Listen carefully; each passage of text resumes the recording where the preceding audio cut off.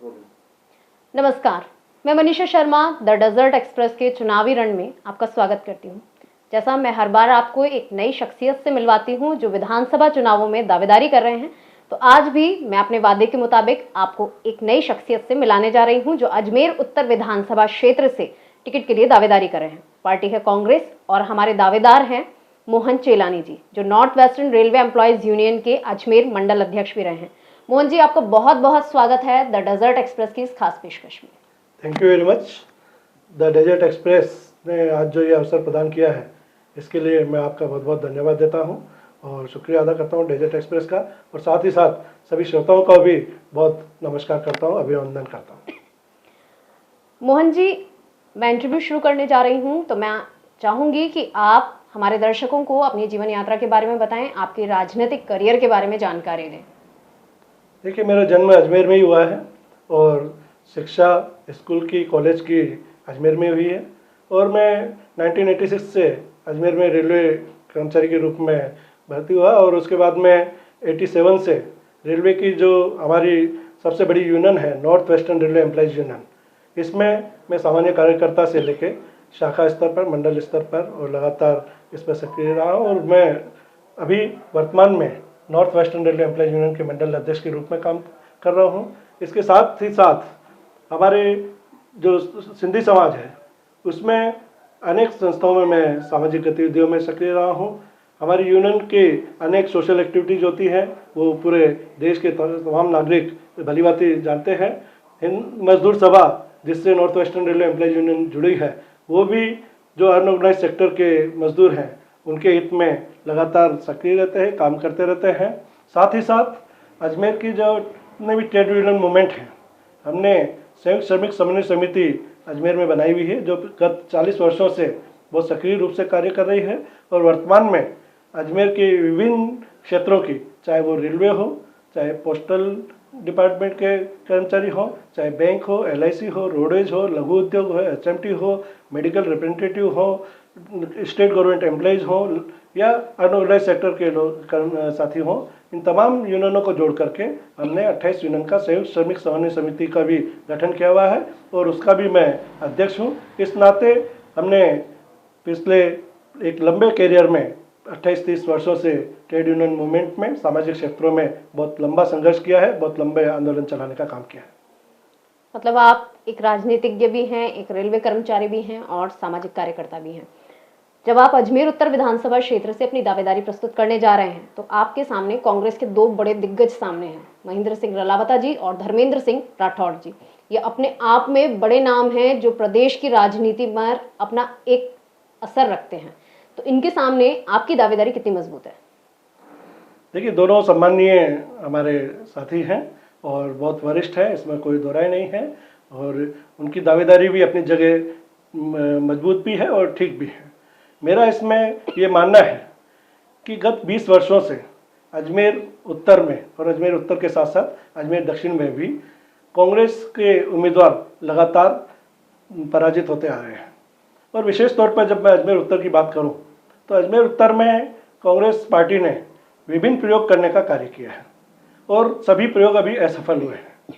हमारा ये मानना है, और मेरा क्या मानना है, पूरे अजमेर शहर का ये मानना है, कि अजमेर शहर में जब से देश आज़ाद हुआ है 1951 से, प्रत्येक चुनाव में, जो उससे पहले अजमेर पश्चिम की विधानसभा सीट थी और आज अजमेर उत्तर विधानसभा सीट है, हमेशा यहाँ सिंधी समुदाय से प्रत्याशी विजयी होते आए हैं। और मेरा मानना है कि इस बार यदि पार्टी सिंधी प्रत्याशी पर अपना दाव लगाने का काम करती है, तो निश्चित रूप से जो 20 वर्षों का एक सूखा है अजमेर उत्तर और दक्षिण में, दोनों सीटों पर इसका लाभ मिल सकता है। इसके आंकड़े के साथ में भी मैं ये बता सकता हूँ, और साथ ही साथ जो जहाँ तक मेरी दावेदारी का सवाल है, देखिए, अजमेर शहर में जो टोटल पॉपुलेशन है, उसमें 75,000 जो वोटर हैं वो सिंधी समुदाय से हैं, और एक बहुत बड़ा आंकड़ा है। इसमें अजमेर उत्तर से 45,000 सिंधी हैं और अजमेर दक्षिण से 30,000 सिंधी हैं। जब अजमेर उत्तर से किसी सिंधी प्रत्याशी को नहीं उतारा जाता है, तो उसका प्रभाव जो है, उसका जो एक ध्रुवीकरण है, उसका उत्तर अजमेर के दक्षिण की सीट पर भी होने का काम होता है। और जहाँ तक मेरी दावेदारी का सवाल है, सिंधी समुदाय के साथ साथ अजमेर को एक धार्मिक नगरी के साथ साथ रेल की नगरी के नाम से भी जाना जाता है। अजमेर शहर का कोई ऐसा एक घर नहीं होगा जिसके घर में वर्तमान में या कभी किसी उनके पूर्वज दादा परदादा कोई ना कोई रेलवे में ना रहा हो, और नहीं तो कोई ना कोई रेलवे पेंशनर जरूर उस घर में कोई सदस्य होगा। तो रेलवे का भी एक बहुत बड़ा रिप्रेजेंटेशन है। अजमेर का जो रेलवे हॉस्पिटल है वहाँ पर अजमेर के 16,000 रेल कर्मचारी रजिस्टर्ड हैं। ये ऑन रिकॉर्ड आंकड़ा बता रहा हूँ मैं आपको। उसी रेलवे हॉस्पिटल में रेलवे के 26,000 रिटायर्ड रेलवे कर्मचारी रजिस्टर्ड हैं। इस तरह से ये 42,000 जो लोग 32,000 जो लोग हैं वो तो उसमें रजिस्टर्ड ही हैं। फिर उनके परिवार का यदि के कर्मचारी के घर में 3 वोट माना जाए, एक सेवानिवृत्त कर्मचारी के घर में 2 वोट भी माना जाए तो एक बहुत बड़ा आंकड़ा है।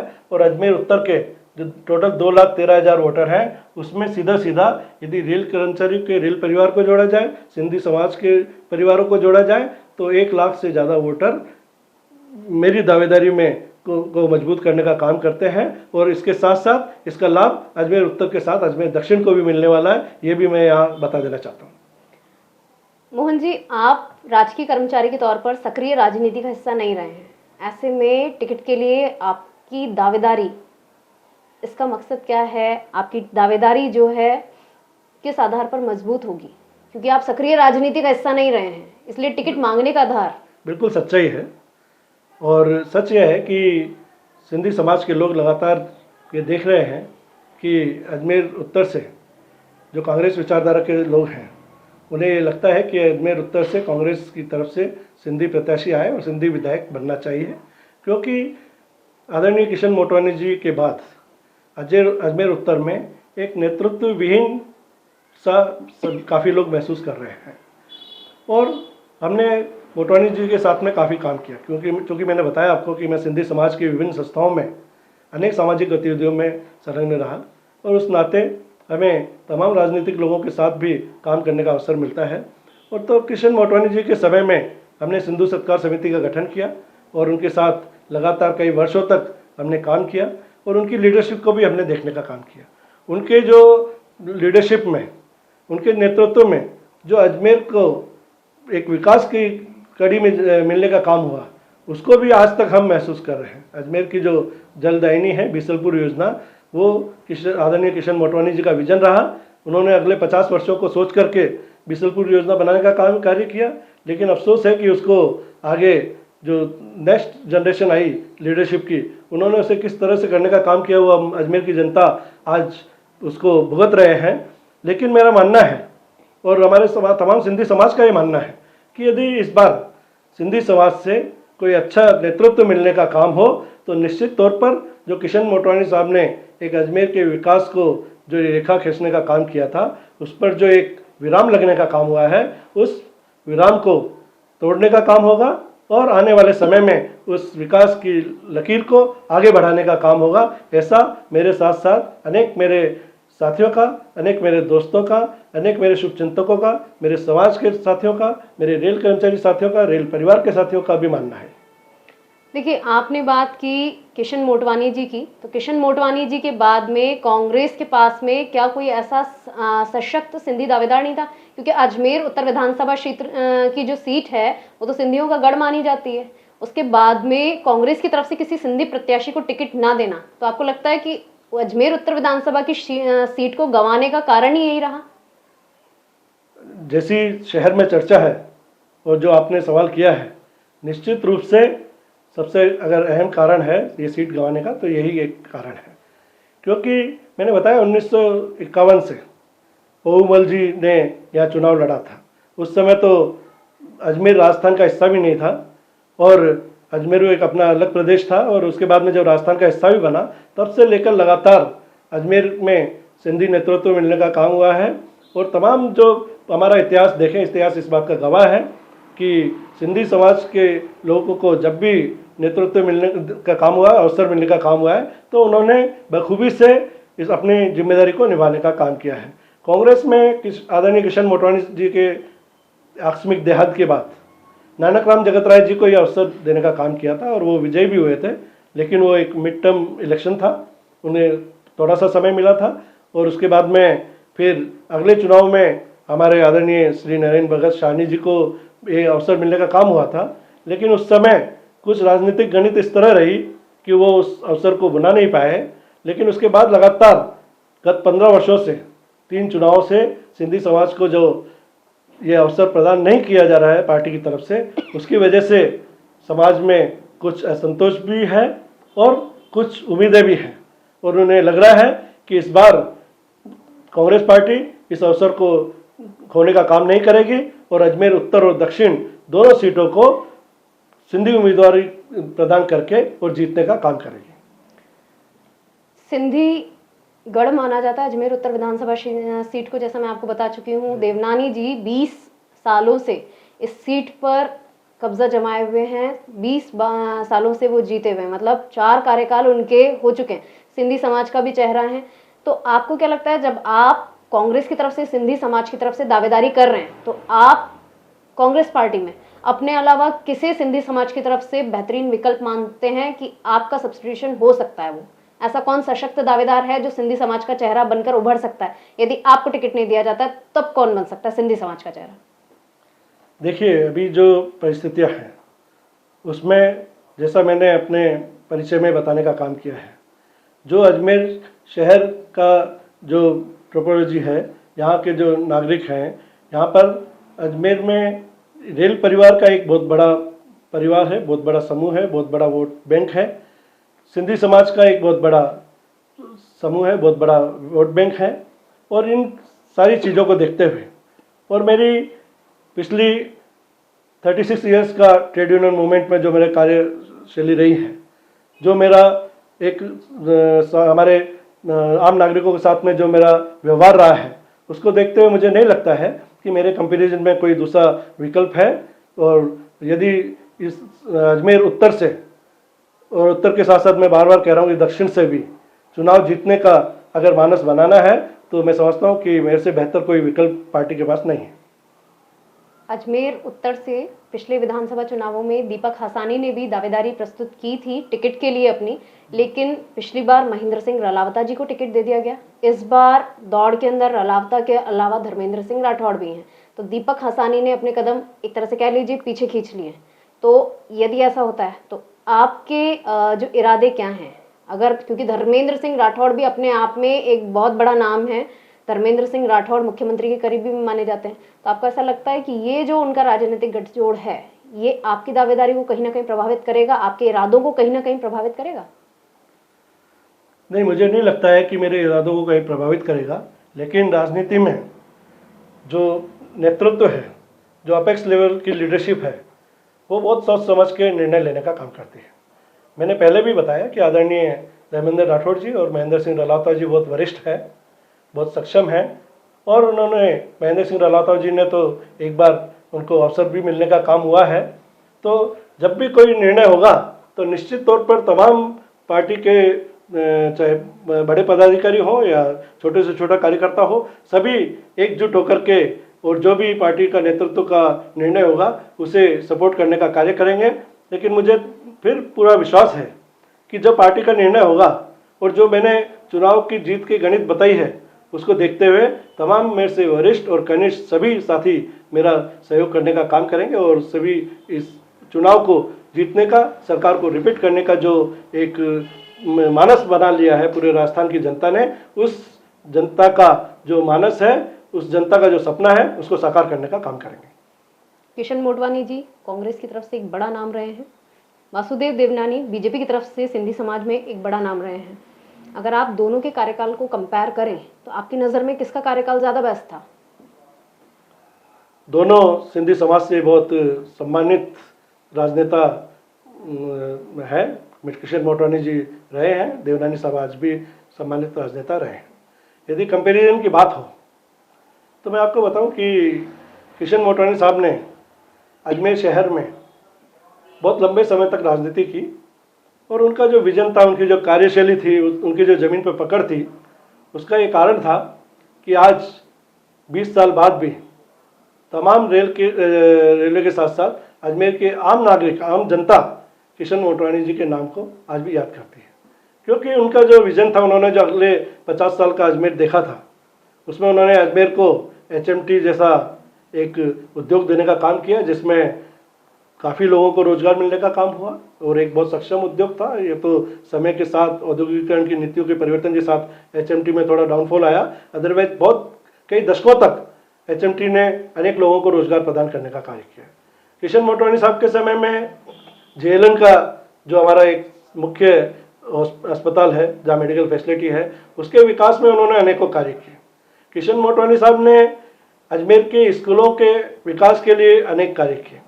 किशन मोटवानी साहब को गली गली में न केवल जो जनता की सुविधाओं की चीज़ें हैं उनका, बल्कि आम आदमियों को वो व्यक्तिगत नाम से पहचानते थे और वहाँ की जो जमीन की समस्या थी उसको वो पहचानते थे। उस समय का ज़माना था जब हम लोग पानी के लिए त्रस्त थे, तब गली गली में मोटवानी साहब ने हैंडपंप लगवा करके अजमेर की जनता को राहत पहुँचाने का काम किया था। और फिर अगला दूरदृष्टि दिखाते हुए उन्होंने एक बीसलपुर योजना का अजमेर को देने का कार्य किया, जो आज अजमेर के साथ साथ राजस्थान के अनेक जिलों की पूर्ति करने का कार्य कर रही है। लेकिन हमारा दुर्भाग्य है कि मोटवानी साहब के बाद जो नेतृत्व आया, उन्होंने उनकी जो दूरदर्शिता थी उसको कैश करवाने का काम नहीं किया। आज शहर जिस तरह से बढ़ रहा है, जिस तरह से शहर के दूर दूर कॉलोनियों का बढ़ने का काम हो रहा है, जनसंख्या जो है वो बढ़ने का काम हो रहा है, उसको ध्यान में रखते हुए यदि स्टोरेज की व्यवस्था आज से 10 साल 15 साल पहले कोई विजन लेकर के करने का कार्य किया होता, यदि पाइपलाइन को जोड़ने का कार्य कोई समय के साथ में किया जाने का कार्य किया होता, तो मैं समझता हूँ कि आज जिस तरह से अजमेर की जनता पीने के पानी के लिए त्रस्त है, विजन था कि 24 घंटे में पानी की सप्लाई होनी चाहिए, लेकिन हमें अफसोस है कि 72 घंटे और 96 घंटे में सप्लाई हो रही है। और छोटे छोटे कारण लेकर के कि आज 5 मिनट बिजली ट्रिप हो गई इसलिए पानी कल आएगा, कितनी अफसोसजनक बात है कि अजमेर के नेतृत्व की कमी की वजह से अजमेर की जनता किस तरह से भुगत रही है। और पानी जैसी जो अमूल्य चीज़ है, जो एक असेंशियल हमारी एमिनिटी है, उसको भी पाने के लिए हम लोग इंतजार करते रहते हैं। तो मेरा मानना है कि किशन मोटवानी साहब का जो कार्यकाल रहा वो एक स्वर्णिम कार्यकाल रहा और इस बार फिर राजस्थान में सरकार के द्वारा माध्यम से अजमेर की जनता एक बार फिर उसी याद को दोहराने का कार्य करेगी, ऐसा मेरा विश्वास है। तो मतलब आप किशन मोटवानी जी की विरासत को संभालने के लिए पूरी तरह से तैयार हैं? बिल्कुल बिल्कुल। मैं आपको स्पष्ट कहना चाहता हूँ कि किशन मोटवानी साहब के साथ साथ अजमेर का, यदि आप अजमेर के पूरे इतिहास को देखने का काम करें, और अजमेर को सभी लोग बोलते हैं कि देश में 70 साल का शासन रहा, 75 साल का शासन रहा, और यदि हम अजमेर शहर की बात करें तो इस 70 और 75 साल में अगर इनको दोनों पार्टियों के बीच में बांटने का काम करें तो एक पार्टी ने 40 साल राज किया तो दूसरी पार्टी ने 35 साल राज किया है। लेकिन जनता के मुंह पर यदि अजमेर के विकास को लेकर के कोई लीडरशिप का नाम याद आएगा तो वो ज्वाला प्रसाद जी का नाम याद आएगा, हरिभाऊ उपाध्याय जी का नाम याद आएगा, किशन मोटवानी जी का नाम याद आएगा, सचिन पायलट जी का नाम याद आएगा। इस तरह से आप देखिए कि एक बहुत लंबी फहरिस्त है कि केवल इस 70-75 सालों में जो 40 साल का एक जिन्होंने लीड किया है, वो सारे नाम अजमेर शहर के विकास के लिए याद आते हैं। तो फिर अजमेर की जनता ने इस बार फिर मानस बना लिया है कि इस बार परिवर्तन होगा और अजमेर की विकास ही पहली हमारी प्राथमिकता होगी। आप अजमेर से आपकी जन्मभूमि और कर्मभूमि दोनों अजमेर रहा है, आप अजमेर की समस्याओं को धरातल से जानते हैं। यहाँ अगर मैं बात करूँ तो आम आदमी के लिए अजमेर उत्तर और अजमेर दक्षिण विधानसभा क्षेत्र नहीं है, वो कॉन्स्टिट्यूएंसी के हिसाब से अजमेर को नहीं देखता, वो सिर्फ अजमेर को अजमेर मानकर देखता है। और यहाँ अगर अजमेर के लोगों की बात की जाए तो दिल से वो सिर्फ अजमेर को एक मानते हैं, कॉन्स्टिट्यूएंसी के बेस पर यहाँ विभाजन नहीं है। तो आपको क्या लगता है कि यहाँ की कॉमन समस्याएं क्या हैं, क्या होना चाहिए था? इतने साल हो गए आज़ादी को, तो अजमेर की स्थिति क्या होनी चाहिए थी, अब क्या है? देखिए, बिल्कुल सही सवाल कहा आपने कि अजमेर की जनता अजमेर उत्तर और अजमेर दक्षिण के रूप में अजमेर को नहीं देखती है। अजमेर एक बहुत प्यारा शहर है, दुनिया अजमेर को प्यार करती है और अजमेर की जनता अजमेर को एक अजमेर शहर के नाम से ही देखती है। लेकिन हमारे यहाँ विडम्बना है, आप पत्रकारों को बहुत अच्छी तरह से मालूम होगा कि आज से 1.5-2 साल पहले अजमेर दक्षिण में, क्योंकि पिछले 2-3 वर्षों से बीसलपुर लबालब भरा हुआ है, ओवरफ्लो हो रहा है, तो अजमेर दक्षिण के क्षेत्र में कुछ पाइपलाइन और वाल लगा करके कुछ जोन में 24 घंटे की पानी की सप्लाई चालू हो चुकी थी। लेकिन यहाँ के उत्तर और दक्षिण की आपसी प्रतिद्वंद्विता ने, आपसी विवाद ने, वो जहाँ जिन लोगों को, अजमेर की जो 25% जनता को 24 घंटे में पानी की सप्लाई शुरू हुई, उसको भी आपसी विवाद ने रोकने का काम कर दिया। हमारा मानना था, आज भी मानना है, कि आज 25% को मिली है, कल 50% को मिलेगी, आने वाले समय में 100% जनता को 24 घंटे में सप्लाई मिलेगी। ऐसा विजन होना चाहिए, न कि ऐसी प्रतिद्वंद्विता हो कि जिन्हें सुविधा मिली उनसे भी छीन ली गई। अजमेर को अगर देखा जाए तो अजमेर में पानी की जो समस्या है वो तो विकट समस्या है, पहली प्राथमिकता है। लेकिन इसके साथ साथ अजमेर के जो ट्रांसपोर्ट सिस्टम है, शहर की आवागमन की सड़कों की जो स्थिति है, जो एलिवेटेड रोड बनने के बाद में और कोड़ में खाज होने का काम हुआ है और समस्या बढ़ने का काम हुआ है। अजमेर का जो औद्योगिक विकास HMT के एक बड़े उद्योग के आने के बाद में, या रेलवे के 3 कारखानों के अलावा कहीं दिखने का काम नहीं हुआ है। ये जिस तरह से पूर्ण विराम लगा हुआ है, इसकी वजह से हमारे नौजवानों को रोजगार के लिए अजमेर से बाहर जाना होता है। समय के साथ तो हमारा अजमेर का लीडरशिप नहीं चल पाया, नहीं तो आज IT का ज़माना है। अजमेर में भी एक सेज का निर्माण करके और यहाँ पर IT इंडस्ट्रीज़ को यहाँ पर इन्वाइट करना चाहिए था, और यहाँ के अजमेर के बेरोजगारों को अजमेर में ही रोजगार मिले, इस तरह का एक विकल्प तैयार किया जाना चाहिए था। उसकी तरफ किसी ने ध्यान देने का काम नहीं किया। अजमेर को धार्मिक नगरी और रेल नगरी के साथ साथ शैक्षणिक नगरी के रूप में भी जाना जाता था।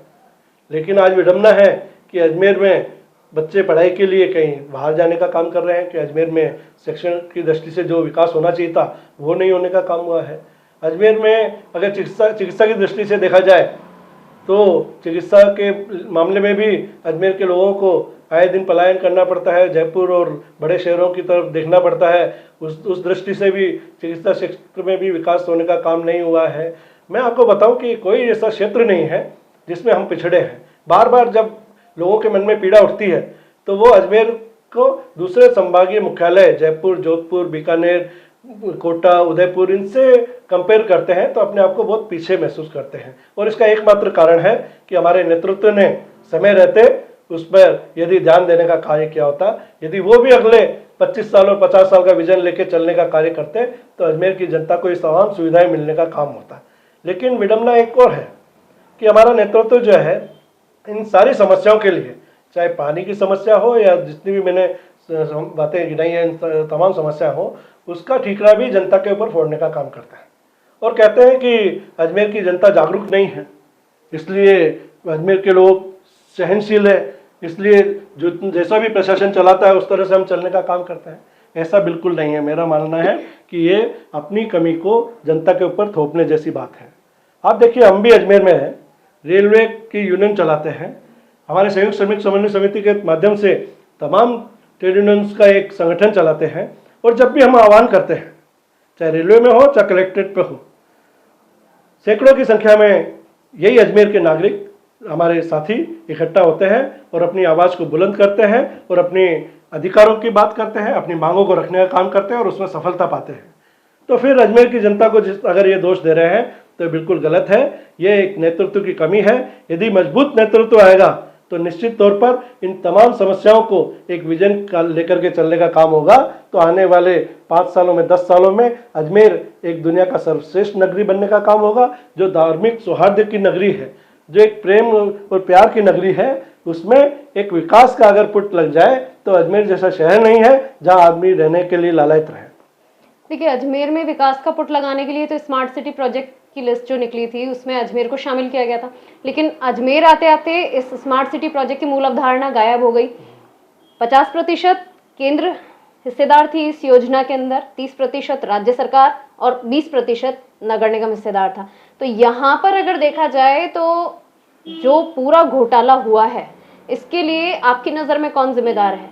जनता की उदासीनता, अधिकारियों का भ्रष्टाचार, या जो जनप्रतिनिधि थे उनकी इच्छा शक्ति की कमी? कौन जिम्मेदार मानेंगे आप? देखिए, जनता की उदासीनता जो आपने पहला विकल्प बताया, ये तो बिल्कुल नहीं है, क्योंकि जनता तो समय समय पर सभी को चेताती रहती है। प्रशासन की जो कार्यशैली है उस बारे में हमने ट्रेड यूनियन में रहते हुए प्रशासन से पिछले 36 वर्षों से हम डील कर रहे हैं और हम ये जानते हैं कि यदि नेतृत्व समर्थ है तो फिर प्रशासन को चलाना आना चाहिए। खाली दोष देने से काम नहीं चलेगा। जिस समय स्मार्ट सिटी के प्रोजेक्ट आए थे, एलिवेटेड रोड बन रहा था, चौपाटी बन रही थी, तो आज से 6 महीने 8 महीने पहले ही ये राजनेता इसको अपना अचीवमेंट गिना रहे थे कि हमारे कार्यकाल में ये स्मार्ट सिटी के तहत ये बना है। और जब बन के कंप्लीट हुआ और एनजीटी ने चौपाटी पर क्वेश्चन मार्क किया, आम जनता ने एलिवेटेड रोड पर जो तकलीफें हो रही है उसका बखान करने का काम किया, तो यही नेता इस जो जिन चीज़ों को उपलब्धि बता रहे थे उनको कोसने का काम कर रहे हैं, प्रशासन को दोष देने का काम कर रहे हैं। लेकिन मेरा ये मानना है कि यदि नेतृत्व का दूरदृष्टि सही रहती, वो अपना विजन सही लेके चलते, प्लानिंग के समय उस पर वो इंटरफेयर करते और सही प्लानिंग होती, पैसा सही मत पर खर्च होता, तो ये इसका लाभ जनता को भी मिलता और किसी को दोष देने की जरूरत नहीं यहाँ होती। मैं आपको एक बार रोकना चाहूंगी। यहाँ पर आपने बात की कि जनप्रतिनिधि क्रेडिट लेने का काम कर रहे थे, तो आप ये देखिए कि इतना बड़ा प्रोजेक्ट था, करोड़ों की योजना थी। अगर इसको ठीक तरीके से धरातल पर अप्लाई कर दिया जाता और ये लागू हो जाती तो अजमेर की काया पलट हो सकती थी, अजमेर वाकई में स्मार्ट बनाया जा सकता था। लेकिन यहाँ पर जब योजना चल रही थी तब कांग्रेस के जनप्रतिनिधि भी तो उदासीन बनकर बैठे थे। तब क्या किया? तब आवाज नहीं उठाई। आपने एनजीटी की बात की, एनजीटी ने पाथवे और 7 वंडर्स पार्क को तोड़ने की का आदेश जारी कर दिया, 40 दिन में ध्वस्त कर दिया जाए। पैसा तो जनता का लगा, ठीक है। अब इसका जो वर्चुअल तरीके से इनॉग्रेशन करने के लिए मुख्यमंत्री भी आ गए। अब जब मुख्यमंत्री आए थे तो जहां तक मेरी जानकारी है दोनों विधायकों को इस कार्यक्रम में आमंत्रित नहीं किया गया था। क्रेडिट किसने लिया? कांग्रेस के कार्यकर्ताओं ने। तो आप सिर्फ किसी एक पार्टी के प्रतिनिधियों को तो दोष नहीं दे सकते ना इसके लिए तो दोनों बीजेपी और कांग्रेस बराबर जिम्मेदार रही। यहाँ पर तो यही बात सामने आ रही है ना। मैं बताऊं आपको, मैंने कहा, अपने बात में कहा भी है कि जब कोई प्रोजेक्ट बनता है तो बिल्डिंग की नींव बन जाने के बाद में जब अंगूरे खड़े हो जाते हैं तो उसके बाद में उसको आप कलर करके और उसको चमका सकते हो, लेकिन जो ओरिजिनल नींव है उसको नहीं बदल सकते हो। और जब प्रोजेक्ट बन रहा था, उस प्रोजेक्ट के बनते समय जो नेतृत्व होता है उसके उस पर सिग्नेचर होते हैं, उस समय उन्हें सही राय देनी थी। बनने के बाद में आप उसमें कुछ कमियां निकालने का काम करें या उसमें कुछ मीन मेक निकालें तो उससे कुछ होने वाला नहीं है। मेरा यही मानना है कि अगर जिस समय प्रोजेक्ट बना था उस समय उसकी ड्राइंग में ही यदि सही निर्णय होने का काम होता और जिन लोगों ने उस पर हस्ताक्षर किए उनका अगर सही विजन हुआ होता तो आज प्रोजेक्ट कंप्लीट जो हुआ है उसका लाभ जनता को मिलने का काम होता। ब्यूरोक्रेसी हमेशा से लीडरशिप पर भारी रही है, मानते हैं आप इस चीज को? नहीं, ये बिल्कुल उल्टा बोल रहे हैं आप। ये या फिर आप ये कह सकते हैं कि मैन टू मैन डिपेंड करता है। व्यक्ति अगर सक्षम है तो कोई किसी पर भारी नहीं रहता है। लीडरशिप जो रहती है वो हर 5 साल बाद में उनकी परीक्षा होती है, और जो ब्यूरोक्रेसी रहती है वो तो अपने पूरे सेवा काल तक रहती है। ट्रांसफर होना अलग बात है, लेकिन दोनों का अपना अपना कर्तव्य है, दोनों के अपने अपने अधिकार हैं। लेकिन यदि सक्षम लीडरशिप है तो फिर वो ब्यूरोक्रेसी को अपने हिसाब से अपनी जनता के रुख को देखते हुए उसको अपने काम पे ले सकती है। कहीं ना कहीं आप देखिए, आपने कहा कि आप इस बात से सहमत नहीं हैं कि ब्यूरोक्रेसी हमेशा हावी रहती है, आप इस बात से सहमत नहीं हैं। लेकिन अगर देखा जाए तो अजमेर की जनता का जो हक था उसे तो दोनों ने मिलाकर नस्तो नाबूद कर दिया। ब्यूरोक्रेट्स जो थे वो उनके हाथों में तो कमान थी इस पूरे प्रोजेक्ट की करोड़ों रुपए की, ठीक है। अब इन्होंने क्या भ्रष्टाचार किया वो जनता जानती है। आप स्मार्ट सिटी प्रोजेक्ट के तहत कराए गए किसी भी निर्माण कार्य को ले लीजिए, कोई भी ऐसा निर्माण कार्य नहीं है जो परफेक्ट कहा जाए और वाकई में अजमेर के हित में मान लिया जाए। सड़कें चौड़ी नहीं थी, आपने नहीं देखा, आपने एलिवेटेड ब्रिज बना दिया, ठीक है। आपने अतिक्रमण क्षेत्र के अंदर, अतिक्रमण तो पहले ही था उसको हटाया नहीं, लेकिन आपने अपना नया अतिक्रमण फिर कर दिया। अब इसके लिए जांच के लिए जो कमेटी आई उसमें भी हम ही मेंबर हैं, तो अपने खिलाफ चोर कौन कहेगा कि मैं चोर हूं? तो आपने कह दिया कि नहीं बिल्कुल निष्पक्ष है। अब वो सब चीजें बन गई और उसके बाद में अब कोर्ट ने फैसला दे दिया तोड़ो, जनता का पैसा गया। तो गुनहगार असल में आप किसको मानते हैं कि अजमेर की जनता का असली गुनहगार कौन है? देखिए, गुनहगार कौन है इसका फैसला तो जब एनजीटी ने जो निर्णय लिया है तो वो ही कोर्ट ही तय करेगा कि गुनहगार कौन है। मेरा केवल इतना कहना था, जैसा आपने कहा कि ब्यूरोक्रेसी हावी होती रहती है, उस पर मेरा ये जवाब था कि ब्यूरोक्रेसी हावी नहीं रह सकती है। जब ब्यूरोक्रेट्स को ट्रेनिंग होती है, आईएएस की जब ट्रेनिंग होती है तो उन्हें घुड़सवारी सिखाई जाती है। तब किसी सज्जन ने ये सवाल किया कि घुड़सवारी का ब्यूरोक्रेसी से क्या संबंध। तब एक ने जवाब दिया कि ब्यूरोक्रेसी का घुड़सवारी से संबंध इसलिए है कि घोड़ा दौड़ता जाए, उसके लिए दिशा देने वाला कोई घुड़सवार होना चाहिए। अगर घुड़सवार ठीक होगा तो घोड़ा सही दिशा में दौड़ेगा। इसलिए मैं फिर एक बार कहूँगा कि यदि नेतृत्व मजबूत है, नेतृत्व का विजन क्लियर है, तो फिर घोड़ा सही दिशा में दौड़ेगा। इस बात को आप अच्छी तरह से मान लीजिए। मतलब अजमेर को दिशा देने वाले जो घुड़सवार थे वो सक्षम नहीं थे। बिल्कुल सही बात है। ठीक है। अब देखिए, अब अजमेर में जो 1975 के बाद में जो बाढ़ आई, उस बाढ़ ने पूरे हालात तहस नहस कर दिए थे। और अब जो 2023 में 43 साल बाद जो बाढ़ आई, उसने एक जो बात सामने रखी वो ये थी कि शहर में पानी नहीं है, पानी में शहर है। दोनों झीलें अपने फुल टैंक लेवल को क्रॉस कर गई। आना सागर तो अब आए दिन क्रॉस करता ही रहता है, जब बारिश आए तभी क्रॉस कर जाएगा।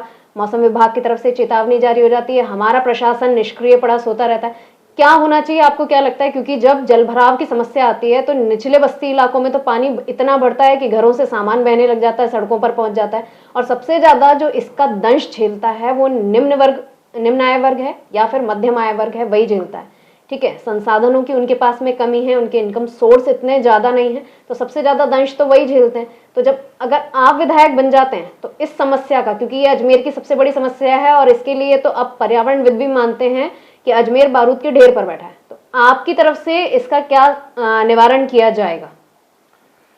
देखिए, इस वर्ष तो बारिश में जिस तरह से निचली बस्तियों में पानी भरने का काम हुआ, आधा शहर पानी में डूबा रहा, और विशेष तौर पर जैसा आपने कहा कि गरीबों ने बहुत तकलीफ सहने का कार्य किया, और वाकई में ये बहुत विडम्बना है और इसका हमें भी बहुत दुख हुआ, अफसोस हुआ है। और इसके पीछे भी यदि कारण देखा जाए तो समय रहते यदि अजमेर शहर की सही प्लानिंग होती, स्केप चैनल में एक सीवरेज की लाइन डाल दी, जो स्केप चैनल की कैपेसिटी थी उसको कम कर दिया, जबकि समय के साथ में कोई दूसरा ऑप्शन देखा जाना चाहिए था पानी की निकासी के लिए, उसकी तरफ किसी का ध्यान जाने का काम नहीं हुआ। और देखिए, ये कोई काम जो है 1 साल में 6 महीने में नहीं होते हैं, अभी से ही दूरदृष्टि होनी चाहिए। यदि आपने जैसा कहा है मुझे अवसर मिलता है और मैं अजमेर उत्तर का विधायक बनता हूँ, तो फिर अजमेर शहर के लिए, चाहे उत्तर की जनता हो या दक्षिण की जनता हो, उनके लिए जो पानी की निकासी का सिस्टम है इसको दुरुस्त करने के लिए एक बड़ी योजना बनाने का कार्य करेंगे, जिससे पानी नालियों में और नालों में बहे, सड़कों पर लोगों के घरों में नहीं बहे। और जो सीवरेज सिस्टम जिस पर अजमेर शहर ने लगातार 10 सालों से ज़्यादा शहर की टूटी हुई सड़कों पर सीवरेज सिस्टम की वजह से चलना कबूल किया, अनेक लोगों ने कि सीवरेज के गड्ढों में गिर करके जान गई है, शहीद हुए हैं। ऐसे सीवरेज सिस्टम के बनने के बाद भी यदि पानी की निकासी का सिस्टम, अगर ये हमारे प्रशासन और हमारा जो पुराना नेतृत्व रहा उसने उसको सफल बनाने का कार्य नहीं किया, तो ये भी सोचनीय विषय है। और मैं समझता हूँ कि यदि बीसलपुर के बाद में सबसे पहली सेकंड प्राथमिकता अगर देखी जाए तो अजमेर शहर के इन हालातों को ठीक करना भी एक दूसरी प्राथमिकता में आता है। आप रेलवे से जुड़े रहे हैं, रेलवे में आप north western railway employees union के मंडल अध्यक्ष भी हैं। अजमेर रेलवे स्टेशन जो अपने आप में काफ़ी महत्व रखता है अजमेर के विकास के लिए, जो शहर बसा है वो रेलवे की दोनों वर्कशॉप के चारों तरफ ही बसा हुआ है, हमारा जो पुराना परंपरागत शहर है। तो यहाँ अजमेर जो रेलवे स्टेशन है इसके डेवलपमेंट की बात करती हूँ मैं, तो आप रेलवे से जुड़े रहे हैं, आप रेलवे के हिसाब से रेलवे स्टेशन के डेवलपमेंट को बेहतर तरीके से समझते हैं, तो अभी क्या कमियां हैं, और यदि आप विधायक बनते हैं तो अपने स्तर पर जनप्रतिनिधि के तौर पर आप क्या प्रयास करेंगे कि इन कमियों को दूर किया जाए? देखिए, रेलवे केंद्र सरकार का महकमा है, लेकिन विधायक का भी उसमें कहीं ना कहीं कुछ न कुछ रोल रहता है। और यदि एक लाइन में कहा जाए कि अजमेर स्टेशन को किस तरह से डेवलप करने का कार्य किया जाए, तो सबसे पहली बात कि अजमेर स्टेशन के बाहर एक ट्रेन आने पर जिस तरह से रेलम पेल होती है सड़क पर, और पूरे दिन में 106 से ज़्यादा गाड़ियाँ रोजाना प्रतिदिन 24 घंटे में चलती हैं, तो मतलब 106 बार स्टेशन रोड पर जो रेलम पेल होती है उसको ठीक करने के लिए कोई योजना बनाई जाएगी। और एक खुला सर्कुलेटिंग एरिया होना चाहिए, खुली सड़क होनी चाहिए, जहाँ पर आम आदमी को, यात्री को, और या फिर आप देखिए कि पूरे देश के, पूरे विश्व के लोग जब ट्रेन से सफ़र करने के लिए अजमेर की धरती पर पैर रखते हैं तो उनका पहला फर्स्ट इम्प्रेशन अजमेर के लिए जो होता है वो रेलवे स्टेशन, और रेलवे स्टेशन से बाहर निकलने पर अजमेर शहर की जो तस्वीर होती है उस पर होता है। तो वो एक तस्वीर ऐसी दिखनी चाहिए कि एक ऐसा इम्प्रेशन लेकर के जाए कि वो अजमेर की यात्रा पूरी करने के बाद में कई वर्षों तक अजमेर को याद रखे। इस तरह का एक वहाँ पर निर्माण होने की आवश्यकता है। देखिए, एक बड़ी शानदार योजना है, मेरी नज़र में बड़ी शानदार योजना है लोकल फॉर वोकल। ये रेलवे स्टेशन पर भी सरकार की तरफ से चलाई जा रही है। कहीं ना कहीं लोगों को जो लोकल प्रोडक्शन है इसको विश्व स्तर पर या राष्ट्रीय स्तर पर पहचान दिलाने का काम किया जा रहा है। तो मैं आपसे जानना चाहूँगी कि आप यदि विधायक बनते हैं तो इस योजना के तहत जो अजमेर के लोकल लोग हैं, जो उत्पादक हैं, उनको कितना सपोर्ट मिलेगा? आप उनको समर्थन देने के लिए, उनके विकास के लिए कितने प्रयास करेंगे? देखिए, लोकल फॉर वोकल अच्छी चीज़ है, लेकिन केवल स्लोगन देने से, नारे लगाने से पेट नहीं भरता।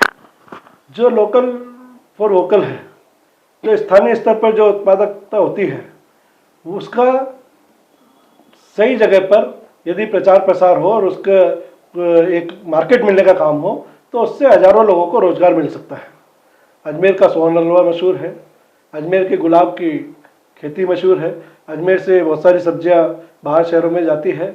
और फिर एक नया दृष्टिकोण लेकर के अजमेर को इस तरह से कोई हब बनाया जा सकता है जहाँ से अजमेर का पोल्ट्री इंडस्ट्री जो है वो पूरे देश भर में फेमस है। तो इस तरह से इन तमाम चीज़ों के लिए एक पर्याप्त वातावरण बनाने की आवश्यकता है जिससे यहाँ की लोकल जो जनता है उसको रोजगार मिलने का काम हो और उसका एक मार्केट बनने का काम हो जो पूरे देश में और विश्व के दूसरे देशों में यदि जाने का काम होगा तो निश्चित तौर पर ये एक लाभकारी योजना होगी और ये जो लोकल फॉर वोकल का जो स्लोगन है ये भी सत्यार्थ होने का काम होगा। देखिए, एक अन्य दावेदार हैं अजमेर उत्तर विधानसभा क्षेत्र के सुभाष काबरा। उन्होंने एक योग्य राजनीतिक के गुण बताए थे और उनका ये मानना है कि जो जनप्रतिनिधि होना चाहिए या जो भी विधायक अब अजमेर से सामने आए उसमें ये गुण होना चाहिए कि वो हर स्तर पर अजमेर की जनता की आवाज़ को उठा सके। आप अपनी दावेदारी को इस पैमाने पर कितना सशक्त पा रहे हैं? क्या आप अजमेर की जनता की हर समस्या को बुलंद आवाज़ में सरकार तक पहुंचा पाएंगे?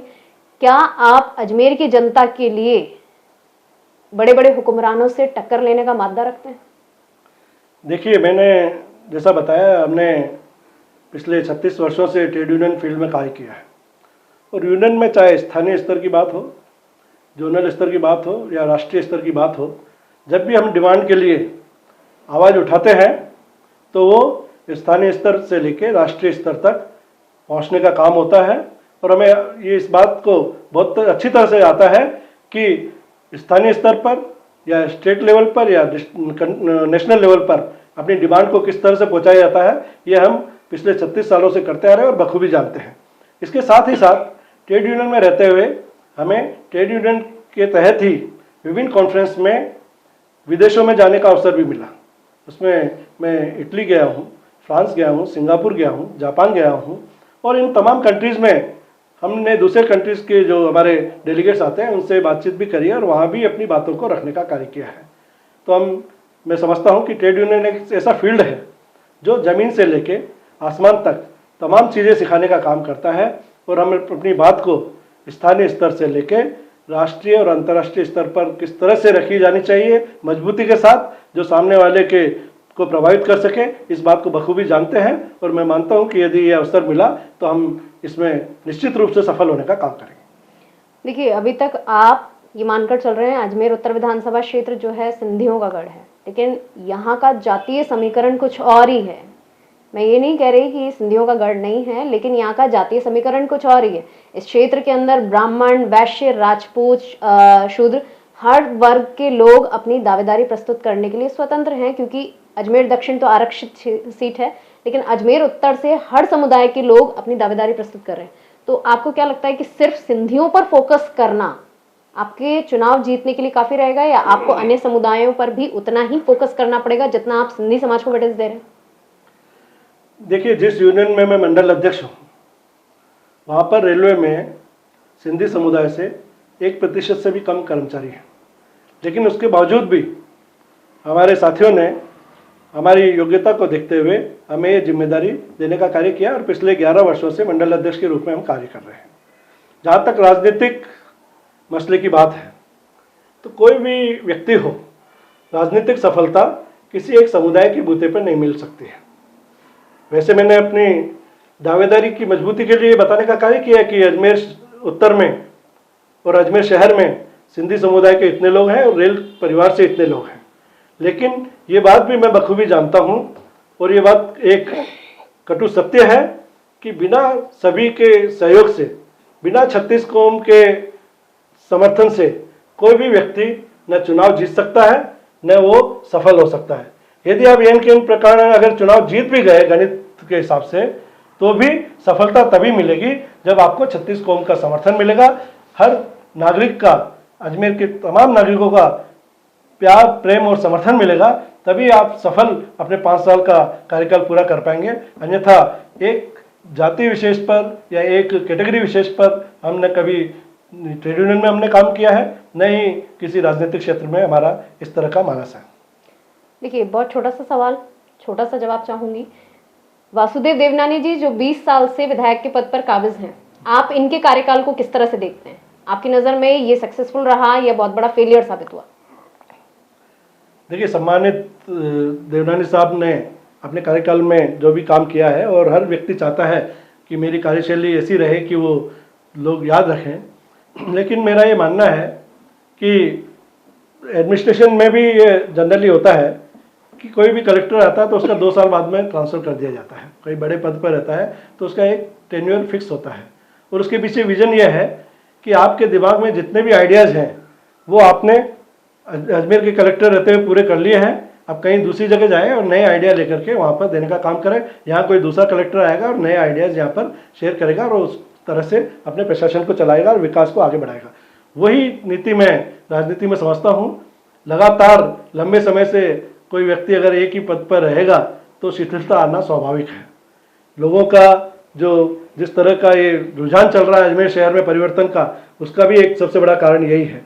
इसलिए बेहतर होगा कि समय के साथ साथ परिवर्तन होता रहे, ताकि जो विकास की गंगा है, जो जनता की अपेक्षाएं हैं, वो भी समय समय पर पूर्ण होती रहे। मेरा आखिरी सवाल, एक लाइन का सवाल, एक लाइन का जवाब मैं चाहूँगी। यदि आपको टिकट नहीं मिलता है कांग्रेस पार्टी की तरफ से, तो आपका स्टैंड क्या रहेगा? तो फिर हमारी जो विचारधारा है उसके समर्थन में हम बाकायदा उसका समर्थन करते रहेंगे। ये थी खास मुलाकात Ajmer north western railway employees union के मंडल अध्यक्ष मोहन चेलानी जी के साथ, जो कि अजमेर उत्तर विधानसभा क्षेत्र से कांग्रेस की तरफ से अपनी टिकट के लिए दावेदारी पेश कर रहे हैं। बहुत सीधे जवाब इन्होंने मेरे सवालों के दिए हैं, निर्विवाद इनकी छवि रही है और इनका एक विजन क्लियर है कि यदि पार्टी की तरफ से इन्हें टिकट नहीं मिलता है तो भी ये कांग्रेस के समर्थन में रहेंगे। ये अपने संगठन में पूरी आस्था रखते हैं। जहां तक बात है रेलवे एम्प्लॉय के तौर पर, इनका जनाधार मजबूत है और आगे ये अपनी दावेदारी जो है सिंधी समाज और अन्य समाजों को साथ में लेकर कर रहे हैं, क्योंकि ट्रेड यूनियन में भी ये अपना अहम रोल रखते हैं। तो ये थी खास मुलाकात मोहन चेलानी जी के साथ में द डेजर्ट एक्सप्रेस से। मैं मनीषा शर्मा।